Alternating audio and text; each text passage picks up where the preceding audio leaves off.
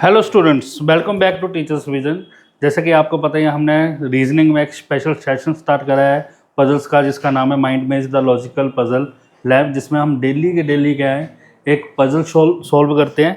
आज उसमें बेटा हमारा जो दिन है वो डे 30th है। सबसे पहले इस कोर्स के फीचर्स क्या हैं वो मैं डिस्कस कर लेता हूँ आपके साथ। जो बच्चा फर्स्ट डे आया है वो बेटा ध्यान से सुन लो, ये सबके लिए फ्री है। डेली 1 पजल सेशन है, रात को 8 बजे डेली होता है ये। नंबर ऑफ लेक्चर्स के अनलिमिटेड है, 100+ लेक्चर्स होंगे। प्रीलिम्स प्लस मेंस दोनों के ही क्या है लेवल हम करेंगे, प्री प्लस मेंस के, ठीक है ना। उसके बाद banking, SSC, railways, other competitive जो भी है बच्चा इन एग्ज़ाम की तैयारी कर रहा है बेटा, कोई भी क्या है इस सेशन को स्किप मत करो। बहुत इंपॉर्टेंट क्या है सेशन है आपके लिए। और जो फर्स्ट डे जुड़े हैं हमारे साथ वो हमारे चैनल को सब्सक्राइब जरूर करो और वीडियो को लाइक जरूर करो, ठीक है बेटा। चलो अभी तक बेटा, आज पजल स्टार्ट करने से पहले थोड़ा सा मैं क्या है आपको कुछ समझाऊंगा, बेसिक बताऊंगा कुछ पजल्स के बारे में, वो ध्यान से समझो बेटा, ठीक है ना। आज हम कर रहे हैं सर्कल। आज हम क्या कर रहे हैं सर्कल पजल बेटा। सबसे पहले हमने टेबुलर स्टार्ट करा था। टेबुलर में हमने फ्लोर वाइज पजल करी थी, ईयर वाइज पजल करी थी, है ना, डेज वाइज पजल करी थी। फिर हमने सिटिंग अरेंजमेंट में सिंगल लाइन पजल करा था। फिर सिंगल लाइन के बाद नॉर्थ और साउथ वाली पजल्स करी थी। फिर वेरिएबल के साथ पजल करी थी। फिर सेम साइड अगर दोनों बैठे हों टू लाइन पजल करी थी, सेम साइड बैठे हों, डिफरेंट लाइन में बैठे हों, या नॉर्थ और साउथ फेस करके बैठे हों, उसके फिर क्या है हमने क्या है वेरिएबल्स साथ में यूज़ करे थे। ये सारा कुछ हमने क्या अभी तक 29 लेक्चर्स में करा है। यानी कि हमारा रो वाइज पजल थोड़ा सा कंप्लीट हो गया, बेसिक कंप्लीट हुआ। बाद में एडवांस लेवल के क्वेश्चंस भी हम करेंगे। इसके बाद आज हम करेंगे सर्कल पजल स्टार्ट, ठीक है ना। अब बेटा सर्कल पजल को ध्यान से सुनो बेटा। कई बच्चे क्या है गलती करते हैं कि सर्कल पजल को सर्कल से ही सॉल्व करते हैं। क्या हुआ, सर्कल पजल को सर्कल से सॉल्व करते हैं। नहीं बेटा, सर्कल पजल को हमने सर्कल से सॉल्व नहीं करना है, हमने उसको भी रो वाइज ही सॉल्व करना है। हमने डे 1 से जो अप्रोच रखी है वही अप्रोच अभी यहाँ रखनी है। फॉर एग्जांपल जैसे सर्कल है, अगर सपोज करो 8 पर्सन्स हैं। कितने पर्सन्स हैं? 8 पर्सन्स। अगर मैं रो की बात करूँ तो 1 2 3 4 5 6 7 8 पर्सन्स ये हो गए। अब यहाँ पर सपोज करो ए बैठा है और यहाँ पर कौन बैठा है? बी बैठा है। तो अगर रो की बात करूँ तो ये मेरा लेफ्ट हैंड हो गया और ये मेरा क्या हो गया? राइट हैंड हो गया। इतना तो हमें क्लियर है। ये सारे क्या है नॉर्थ फेस करने हैं, ठीक है ना। ये लेफ्ट हैंड हो गया और बी वाला क्या हो गया? राइट हैंड हो गया। ए के लेफ्ट में कोई नहीं बैठा और बी के राइट में कोई नहीं बैठा। अब यही बात मैं कर रहा हूँ किसकी जी? सर्कल की। तो सर्कल में बेटा क्या होगा, अब ध्यान से सुनो। अगर इस एंड को मैं इधर अटैच कर दूं, ठीक है ना, तो ये एक तरीके से क्या बन जाएगा? मेरा सर्कल पजल बन जाएगा। यानी कि यहां पर क्या होगा, ए के लेफ्ट में कौन बैठ जाएगा? बी, और बी के राइट में यहां से स्टार्ट हो जाएगा कौन बैठ जाएगा? ए। यानी कि सेम डिट्टो वही चीज चलेगी, दो चीजें अलग हो रही हैं। सर्कल पजल और लाइन पजल में सिर्फ दो चीजें अलग है। अब लाइन पजल में क्या होता था? एक एंड होता था, एक लेफ्ट हैंड और एक राइट हैंड। सर्कल पजल में कोई लेफ्ट हैंड नहीं है, कोई राइट हैंड नहीं है। वो सर्कल में, उसमें सर्कल में कभी भी एंड आता ही नहीं है, कभी भी बेटा कोई भी। तो वही चीज़ यहाँ पर है। तो हम सर्कल की जगह लाइन में ही ड्रॉ करेंगे उस चीज़ को। क्लियर होगी ये चीज़? अब दो जो डिफरेंसेस आने हैं, यानी कि दो चेंजेस आने हैं इसमें, वो ध्यान से सुनो बेटा। सपोज करो जैसे हमने क्या है लाइन पजल करा था। लाइन पजल में हम सारे पर्सन कब ड्रॉ करते थे? सभी पर्सन हम तब ड्रॉ करते थे अगर या तो किसी का एंड पता लग जाए, राइट हैंड या फिर लेफ्ट हैंड रो का, है ना, या फिर किसी की पोजीशन पता लग जाए। उस केस में हम सारे के सारे पर्सन ड्रॉ कर सकते थे, ठीक है ना। बट सर्कल पजल में बेटा आप स्टार्टिंग से ही 1 2 3 4 5 6 7 8, अगर 8 पर्सन है तो 8 पर्सन स्टार्टिंग में ही सारे ड्रॉ कर सकते हो, उसमें कोई भी इशू नहीं है। क्यों? क्योंकि यहाँ पर कोई भी लेफ्ट हैंड नहीं है, कोई भी राइट हैंड नहीं है। क्या है लाइन पजल में ये चीज़ होती थी, इसलिए हम सारे क्या है स्टार्टिंग में ड्रॉ नहीं कर सकते। बस सर्कल में हम क्या है स्टार्टिंग में सारे के सारे पर्सन ड्रॉ कर सकते हैं बेटा। क्लियर होगी ये चीज़? एक तो ये डिफरेंस आ गया कि हम सर्कल में आप टेंशन ये भी खत्म हो गई कि कब हमने पूरे पर्सन ड्रॉ करने हैं। सर्कल में स्टार्टिंग से ही आप सारे पर्सन ड्रॉ कर सकते हो, या फिर जैसे जैसे इंट्रोडक्शन होती जाती है पर्सन की, आप वैसे भी कर सकते हो, वो आपकी मर्जी है। स्टार्टिंग में भी कर सकते हो और जैसे जैसे इंट्रोड्यूस हो रहा है पर्सन वैसे ऐड ऑन भी कर सकते हो, वो आपकी क्या है, मर्जी है बेटा, ठीक है। दूसरा जो होता है यहां पर होता है बेटा ऑपोजिट। ऑपोजिट के केस में क्या होगा, सर्कल पजल में और लाइन पजल में एक ये डिफरेंस है कि सर्कल पजल में एक एक्स्ट्रा लाइन ऐड होगी, बाकी लेफ्ट राइट तो वही रहेंगे, सिर्फ एक एक्स्ट्रा लाइन ऐड होगी सर्कल पजल में, वो ये होगी कि ऑपोजिट बैठे हैं, कि एक सपोज करो ए यहाँ बैठा हुआ है, डी यहाँ बैठा हुआ है, बी यहाँ बैठा हुआ है, सी यहाँ बैठा हुआ है। अब बोल रहे हैं डी के ऑपोजिट ई बैठा हुआ है, डी के ऑपोजिट कौन बैठा हुआ है, ई। अब सर्कल में अगर बनाए हम, देखो 1 2 3 4 5 6 7 और ये 8, और इनका सेंटर फेस ही रखे तो सेंटर फेस ही हो गया। दो तरह के फेस होते हैं बेटा, एक सेंटर फेस, एक outside face. Centre face inner face है, सेंटर फेस है तो मतलब नॉर्थ देखना है हमने, आउटसाइड फेस है तो हमने क्या करना है, साउथ देखना है। इनर फेस है तो सेंटर देखना, मतलब सेंटर फेस है या इनर फेस है तो नॉर्थ देखना है, आउटसाइड फेस है तो साउथ देखना है। अब देखो ये लेफ्ट है, ये राइट है। सपोज करो यहाँ पर लिखा हुआ है ए, तो ए के ऑपोजिट बी यहाँ बैठेगा, तो ए के लेफ्ट में देखो बी तक पहुंचते पहुंचते 1 2 3 3 का गैप आ गया, राइट से भी देखो 1 2 3, यानी कि 3 छोड़कर उसका क्या बन जाएगा, ऑपोजिट। यानी कि अगर मैंने यहाँ पर बी का ऑपोजिट बनाना है, सपोज करो यहाँ पर एफ हो, यहाँ बना देते हैं एफ, कि एफ का ऑपोजिट कौन है, बी, तो एफ के राइट में 1 2 3, एफ के लेफ्ट में 1 2 3 और एफ के राइट में भी 1 2 3, छोड़कर क्या बन जाएगा, बी का ऑपोजिट बन जाएगा एफ, एफ का ऑपोजिट बी। तो हमने ये लाइन में कैसे सोल्व करना है, 1 2 3 छोड़कर एफ यहाँ बिठा दो, ये अपने आप ही क्या बन जाएगा, उसका ऑपोजिट बनेगा। यानी कि सर्कल बनाने की जरूरत नहीं है, ऑपोजिट की लाइन हम ऐसे ड्रॉ कर। दूसरे साइड से देखो तो 1 2 3, तब भी देखो एफ बैठा हुआ है। अब ये कैलकुलेट कैसे करना है कि कितने परसेंट छोड़कर क्या हमने ऑपोजिट बनाना है। अब ध्यान से सुनो बेटा, यहाँ पर कितने परसेंट थे, 8% है, 8 में से 2% तो क्या 2% क्या हो जाएंगे, ऑपोजिट ही हो जाएंगे आपस में, तो बाकी कितने बचे, 6 का बेटा हाफ कर दो, कितने परसेंट आ गए, 3%, यानी कि 3% से छोड़कर क्या बना दो, उसका ऑपोजिट बिठा दो बेटा। क्लियर होगी ये चीज। अगर 10% हो गए तो 10 में से 2 माइनस कर दो, कितने हो गए बेटा, 8 डिवाइड बाई 2 कितने, 4 छोड़कर क्या पर्सन बिठा दो, वो अपने आप ही क्या बन जाएगा, ऑपोजिट बन जाएगा। यानी कि अब यहाँ पर ए का बनाना है, हमने 8% ड्रॉ करे थे, ए का ऑपोजिट क्या बनाना है बेटा, ई बनाना है, तो ए का ऑपोजिट क्या होगा, 8% है तो 8 के केस में क्या 3 छोड़कर है, 1 2 3 छोड़कर ई बिठा दो बेटा, वो ऑपोजिट बन जाएगा। किसी भी साइड से बना दो, राइट साइड से बना दो या लेफ्ट साइड से बना दो। एक चीज माइंड में और याद रख लो, ऑपोजिट की लाइन तभी आएगी बेटा जब इवन नंबर ऑफ पर्सन होंगे, और नंबर ऑफ पर्सन में क्या है, कभी भी ऑपोजिट की लाइन नहीं आएगी। रादर देन उसने कोई कंडीशन नहीं लगा दी कि 6 क्या है आपस में फेस करके बैठे हैं, एक 7% है वो अलग बैठा हो, वो किसी को फेस नहीं कर रहा, वो एक्स्ट्रा क्या है, ऐड ऑन करी हुई कंडीशन है। बट नॉर्मली देखा जाएगा, इवन नंबर ऑफ पर्सन होंगे तो आपस में ऑपोजिट बैठेंगे, और नंबर ऑफ पर्सन होंगे तो कभी भी वो आपस में ऑपोजिट फेस करके नहीं बैठते, मतलब उनके बीच में थोड़ा सा गैप ज्यादा होता है बेटा। क्लियर हो गई। तो यहाँ से सर्कल पजल में आपने एक चीज सीख ली कि हम सर्कल पजल को भी क्या, लाइन पजल में सर्कल को क्या बेटा, कि स्क्वायर को भी हमने लाइन में ही करना है, सर्कल हो या स्क्वायर हो, है तो लाइन सिटिंग अरेंजमेंट ही है ना सारा, हमने एक ही मेथड से करना है। क्लियर हो गई ये चीज, ठीक है। तो पहले क्या है, हम सर्कल पजल में क्या है 8 के 8% या 10 जितने भी हैं वो सारे के सारे स्टार्टिंग में ही कर सकते हैं, ड्रॉ कर सकते हैं। दूसरी चीज ऑपोजिट जो है, जो ऑपोजिट केस है वो यहाँ आएगा, तो हमने कैलकुलेट कैसे करना है वो मैंने आपको बता दिया। करें अब क्वेश्चन स्टार्ट करें बेटा। चलो आज का पजल है बेटा, छोटा ही है पजल, वैसे छोटा पजल इसलिए क्योंकि सिखाने के लिए है। चलो बेटा कितने पर्सन है बेटा, 8 पर्सन हैं, STUV जो भी है, आज standing on a circle table, table पे स्टैंडिंग करके सेंटर की तरफ फेस है, सेंटर की तरफ फेस है मतलब किधर फेस हो गया, नॉर्थ की तरफ। All the information is not necessary in the same order, कि जरूरी नहीं है एस के बाद टी लिखा तो ये सेम ऑर्डर में होगा, ये चेंज हो सकता है बेटा, ठीक है।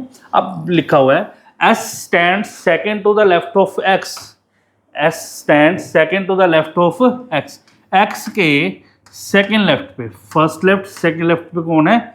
S।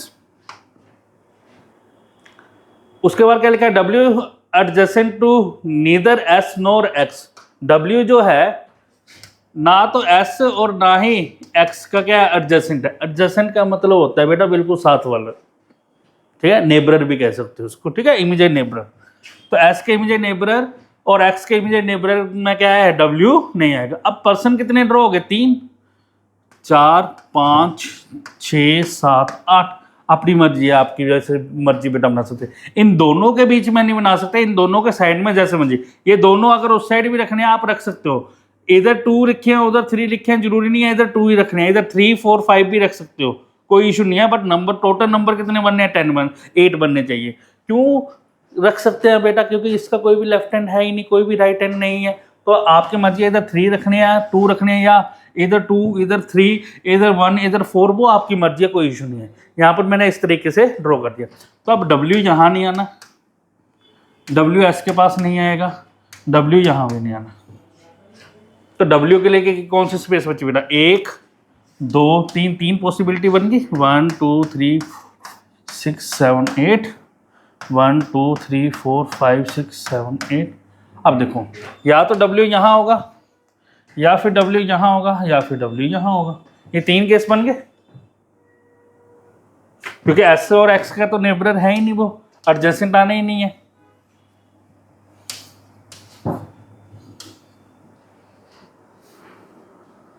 क्लियर हो गई बेटा ये चीज? ठीक है, चलो इसके बाद आगे, Y stand to the immediate right of W। Y जो है इमीडिएट राइट में है किसके? W। W के इमीडिएट राइट, ये लेफ्ट और ये राइट, कौन आएगा? Y। W के इमीडिएट राइट में Y। अच्छा ये भी लिख लेते हैं ना पहले, S, X, S और ये X बिल्कुल सेम जाना चाहिए बेटा, ठीक है ना। W के, अब देखो इसका राइट नहीं दिख रहा, अगर रो होती तो राइट एंड पे W बैठा, W के राइट में कोई नहीं बैठा। अब सर्कल है तो W का राइट ये बन जाएगा, यहाँ कौन आ जाएगा? Y आ जाएगा। ये चीज़ ध्यान से समझनी थी आपने। क्लियर हो गई ये चीज़? चलो इसके बाद आगे, Z stands second to the left of V. V and W are not an immediate neighbors. V and W are not immediate neighbors. V और W क्या इमीडिएट नेबरर्स नहीं है, और Z stands second to the left of V. V के second left में कौन है? Z लिखा हुआ है, Z stands second to the left of V. V के second left, first left second left पे कौन आ गया? Z। यानी कि V और Z के बीच में एक का गैप होना चाहिए। दूसरी चीज़ लिखी थी कि V जो है, V एंड W जो है इमीडिएट नेबरर्स नहीं है, नहीं है बेटा। तो V यहाँ तो आना नहीं है, W यहाँ है, W का नेबरर एक Y बन गया, दूसरा V यहाँ तो आएगा नहीं। अगर V यहाँ हुआ तो first left second left X आ गया, यहाँ भी V नहीं आ सकता। अगर V यहाँ हुआ तो फर्स्ट लेफ्ट सेकंड लेफ्ट यहाँ हो सकता है V। अगर यहाँ हुआ V तो फर्स्ट लेफ्ट सेकंड लेफ्ट यहाँ नहीं हो सकता। तो एक ही पॉसिबिलिटी बनी, V यहाँ, Z यहाँ पे। क्लियर हो गई है बेटा ये चीज़? दूसरे में देखो V यहाँ तो आएगा नहीं, क्यों? क्योंकि W का नेबरर नहीं है। V यहाँ आया तो एक छोड़ के Z यहाँ आ जाएगा, और उसके बाद V अगर यहाँ आया तो एक छोड़कर Z नहीं जा सकता। V यहाँ आया तो एक छोड़कर क्या है? Z यहाँ भी नहीं जा सकता। तो एक स्पेस बचा बेटा, V यहाँ है तो एक छोड़कर इधर कौन आ गया? Z। अगर V यहाँ होगा तो एक छोड़कर Z आ नहीं सकता क्योंकि Y है। V यहाँ हुआ तो एक छोड़कर W नहीं है, क्योंकि उसके लेफ्ट में बनाना, तो V का लेफ्ट इस साइड को ही जाएगा ना। नेक्स्ट में देख लेते हैं बेटा, V यहाँ तो आना नहीं है। अगर V यहाँ हुआ तो एक लेफ्ट सेकंड लेफ्ट पे Z आ गया। V यहाँ है तो फर्स्ट लेफ्ट सेकंड लेफ्ट पे यहाँ भी Z आ सकता है। तो क्या एक और पॉसिबिलिटी बन गई? अभी पॉसिबिलिटी बनाने सीखो स्टार्टिंग में, बाद में ये कम भी हो जाएंगी बेटा। जब छोटी पजल फर्स्ट टाइम करते हो तो हमेशा पॉसिबिलिटीज पूरी बना कर देखा करो बेटा, ठीक है ना। तो V यहाँ आएगा नहीं, V यहाँ आ गया तो Z यहाँ है, और अगर V यहाँ है तो Z यहाँ, और अगर V यहाँ होता तो एक लेफ्ट सेकंड लेफ्ट पे W आ जाता। तो ये चीज़ तो बननी नहीं थी। एक चीज़ बेटा मैं और बता दूं, अगर आप इसी क्वेश्चन को सर्कल में करोगे तो आपको लगेगा कि हमने इजी कर लिया। बेटा इजी लगेगा तब जब अगर सिंगल वेरिएबल होगा, जब 2 या 3 वेरिएबल हो जाएंगे, जब पॉसिबिलिटी बनेंगे तो सर्कल नहीं बनेंगे आपसे। इसलिए छोटी पजल में पहले हमेशा क्या करो, रो में पजल बनानी स्टार्ट करो। चाहे आपको सर्कल में इजी बन रही है मत बनाओ उसको, क्योंकि बाद में वो क्या है डिफिकल्टी क्रिएट कर देगी। क्लियर होगी ये चीज़? ठीक है। उसके बाद क्या लिखा है, the number of person stands between X and V. X और वी में उतने ही बंदे हैं, आगे क्या लिखा हुआ है, in the same as the number of person between V and T. जितने के किसके बीच में, वी और टी के बीच में। इसका मतलब वी भी कॉमन हो गया, तो इसका मतलब ये सेंटर में जाएगा, एक्स और टी दोनों बाहर चले जाएंगे, यानी कि कॉमन जो होता है वो बेटा बिल्कुल सेंटर में आ जाता है। तो देखो v और x में कितना गैप है, 0 का, तो v तो इधर t आ जाएगा, 0 का गैप। इधर v और x के बीच में क्या है, 0 का गैप है, तो v और t इधर आ नहीं सकता, तो ये पॉसिबिलिटी खत्म होगी, ये पॉसिबिलिटी खत्म होगी, इसको उठा दो। v और x के बीच में 1 का गैप, 0 का गैप सॉरी, तो यहाँ पर t आ सकता है, v और t के बीच में 0 का गैप। इधर v और x के बीच में 0 का गैप, v और t के बीच में गैप नहीं आ रहा, तो ये पॉसिबिलिटी भी खत्म होगी बेटा। क्लियर होगी ये चीज? चलो उसके बाद अब एक ही पर्सन रह गया बेटा, पहले वो देख ले कौन सा रह गया। s यूज कर लिया, t u v, u नहीं करा मेरे ख्याल से, u यूज नहीं करा, तो u यहाँ आ गया, इस केस में u यहाँ आ जाएगा। लो बेटा 2 केस आगे। उसके बाद आगे क्या रह गया बेटा, अब आगे लिखा भी हुआ है, u stand adjacent to neither w nor z। u जो है w और z के आसपास नहीं आना चाहिए, u जो है w और z के आसपास नहीं है, u जो है w इधर नहीं है, z भी इधर नहीं है, बट दूसरी साइड से देखोगे तो w आ गया, तो u तो एडजेसेंट है w के, तो ये वाली पॉसिबिलिटी भी क्या होगी, खत्म होगी आपकी बेटा। तो हमारी पॉसिबिलिटी कौन सी रहेगी, सिर्फ एक ही रहेगी।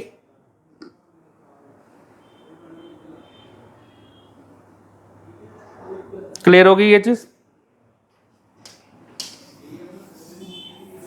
चलो अब ये मेरा बेटा पजल बनकर तैयार है, ठीक है ना। आप इसको चाहो तो रो में भी कर सकते हो यूज, और इसको चाहो तो एट द एंड अगर आपने इसको सर्कल में बिठाना है तो सर्कल में भी इसको बिठा सकते हो। देखो 1 2 3 4 5 6 7 8 सेंटर फेस था, तो ये वाला पर्सन जो बिल्कुल नीचे है उस पर्सन को देखो सेंटर फेस कर दिया। क्लियर हो गया? अब सबसे आगे कौन बैठा है, वाई। वाई को लिख लिया बेटा, वाई के राइट में यू है या लेफ्ट में यू है, वाई के राइट में, तो वाई का राइट ये होगा, तो ये देखो U S Z X V, यानी कि घूम जाओ बस, वी, वी के बाद टी, टी के बाद डब्ल्यू। लो बेटा ये सर्कल में बन गया। आप अगर बनाना चाहते हो सर्कल बना सकते हो, नहीं तो रो में ही सारा कुछ हो जाएगा। अब यहाँ पर मैं पूछूं अगर u का ऑपोजिट कौन है, क्वेश्चन बनेगा u का ऑपोजिट कौन है, तो पता मुझे 8% में 2 तो वैसे माइनस हो जाने, 6 कितने छोड़कर होना था, 3 छोड़कर होना था, तो u से 1 2 3 छोड़ दो, u का ऑपोजिट कौन है, v। यहाँ भी देख लो बेटा u का ऑपोजिट v जा रहा है।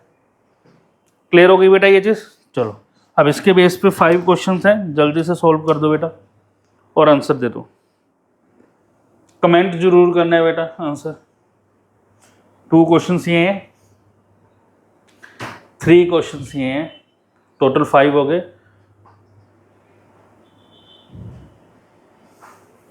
होप सो आपको आज का सेशन क्या है अच्छा लगा होगा, ठीक है ना। तो बेटा लाइक और सब्सक्राइब जरूर करो और अपने दोस्तों के साथ शेयर करना ना भूलो।